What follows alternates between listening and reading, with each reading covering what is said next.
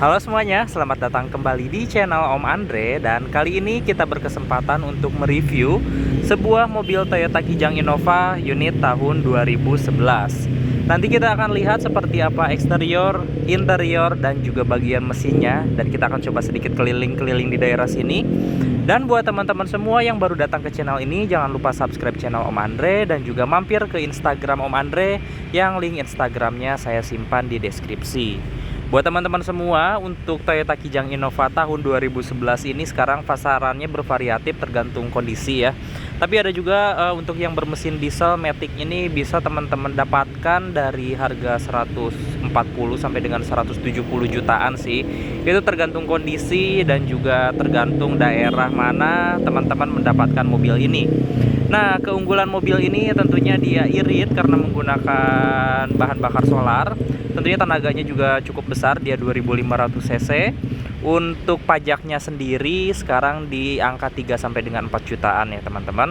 Nah, ini varian tahun 2011. Jadi dia untuk grillnya sendiri belum menggunakan grill barong seperti layaknya varian yang all new. Nah, ini karena tipe G 2500 cc, dia sudah dilengkapi oleh fog lamp. Kemudian untuk di bagian depan ini ada tambahan lampu DRL dari ownernya. Nah, di bagian samping ini velgnya seperti ini, teman-teman. Menggunakan velg ring 15. Karena ini diesel, ada emblem D4D. Nah, ini mesinnya 2500 cc turbo diesel yang cukup bandel dan juga cukup enak untuk dikendarai. Nanti kita akan coba. Kita akan mengelilingi dulu di bagian belakang. Di bagian belakang untuk tipe yang 2011 ini, lampu belakangnya ada perubahan dibandingkan yang generasi pertama. Dan untuk yang barong juga lampu belakangnya ada ubahan juga ya, teman-teman. Ini tipe G, sudah mendapatkan spoiler dan juga high mount stop lamp. Ada sensor parkir dan sudah ada bumpernya. Untuk kunci sih seperti ini, sama saja dengan Kijang Innova yang tipe bensin. Lalu ini belum dilengkapi kamera mundur. Nah, oke, kita coba lihat dulu bagian samping. Di bagian samping ada molding, rem belakang masih tromol tentunya. Nah, ini di bagian baris keduanya seperti ini, teman-teman.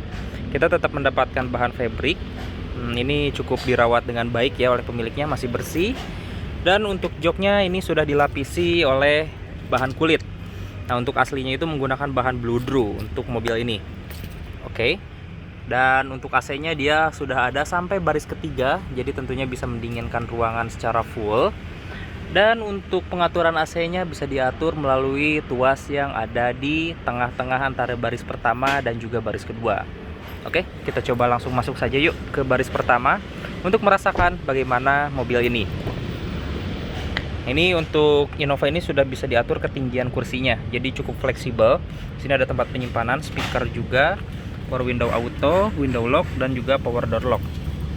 Oke, ini sudah ada karpet tambahan berbentuk mie. Kita coba start up dulu saja. Kondisi pintu terbuka. Oke, kita coba tutup.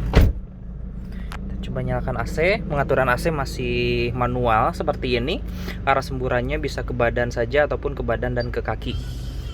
Oke, kita coba kecilkan volumenya. Kita pause saja. Oke, ini ada tombol open close air, lampu hazard. Ini pengaturan suhunya, pengaturan temperatur.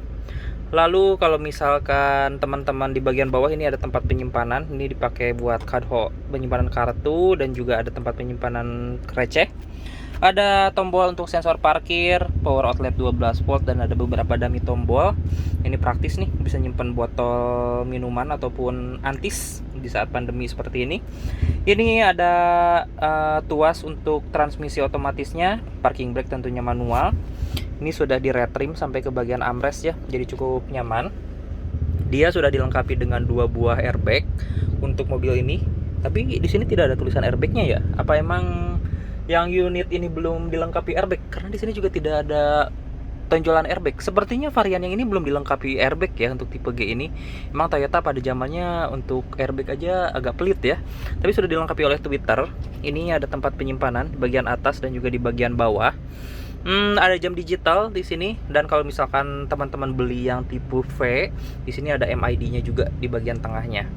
Ini head unit sudah diganti menggunakan head unit monitor. Dia mereknya Pioneer. Tentunya sudah support USB juga ya sepertinya. Dan mungkin sudah ada Bluetooth-nya nih untuk Pioneer ini. Oke, untuk pengaturan setir dia baru tilt aja. Model setirnya seperti ini ya, masih terkesan cukup jadul, karena kalau yang 4 smoke itu lebih keren menurut saya yang ada list silvernya. Kilometer mobil ini sudah jalan di 194.000. Kita coba sedikit keliling saja di daerah sini ya teman-teman. Nah, keunggulan Kijang Innova ini dia bisa menggunakan bahan bakar solar. Jadi dengan bahan bakar yang harganya 5.000 per liter, ini tentunya bisa irit juga. Dan kalau misalkan mesin diesel itu terkenal dengan torsinya yang cukup besar, jadi teman-teman tidak akan kehilangan tenaga ya. Jadi tenaganya itu cukup instan, dan untuk di tol tentunya pastinya enak ya. Ini ciri khas Kijang Innova juga, kaki-kakinya empuk ya kalau Kijang Innova itu.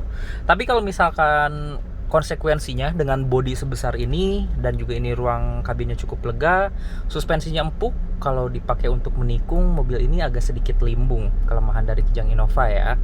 Kemudian untuk mobil ini spare partnya cukup banyak, jadi harusnya nggak usah ragu sih. Banyak spare part aftermarket, baik itu original ataupun yang kopian ataupun yang nggak asli. Dan harganya juga cukup terjangkau ya untuk spare part mobil ini. Setir dia sudah power steering, meskipun mungkin setirnya itu tidak seringan Avanza dan Xenia, karena bobot mobil ini cukup besar, dan ya mungkin ukuran bannya juga berbeda ya. Ini tidak seenteng Daihatsu Xenia yang biasa saya pakai.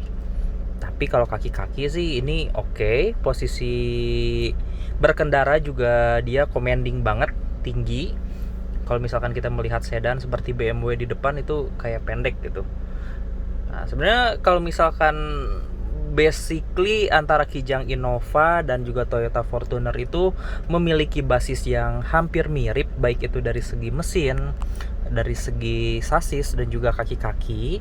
Tapi kalau menurut saya, kalau dibandingkan antara Innova dan juga Fortuner itu lebih nyaman Innova. Misalkan Innova Reborn dan juga Fortuner yang baru juga itu basisnya sama ya, baik mesin dan kaki-kakinya. Tapi tergantung pilihan teman-teman sih. Kalau mobil ini kaki-kakinya cukup nyaman. Ini buat berkeluarga, buat dibawa sama keluarga, dan juga dipakai perjalanan jauh enak. Tenaganya juga cukup instan, transmisi maticnya cukup halus. Sekarang sih dengan harga pasaran yang di angka 140 juta mungkin bisa dapat sampai maksimal di 160 atau 170 untuk yang bermesin diesel.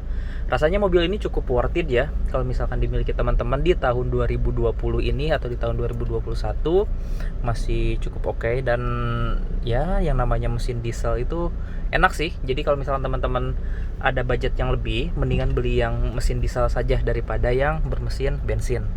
Oke, mungkin seperti inilah jalan-jalan singkat saya bersama Toyota Kijang Innova ini.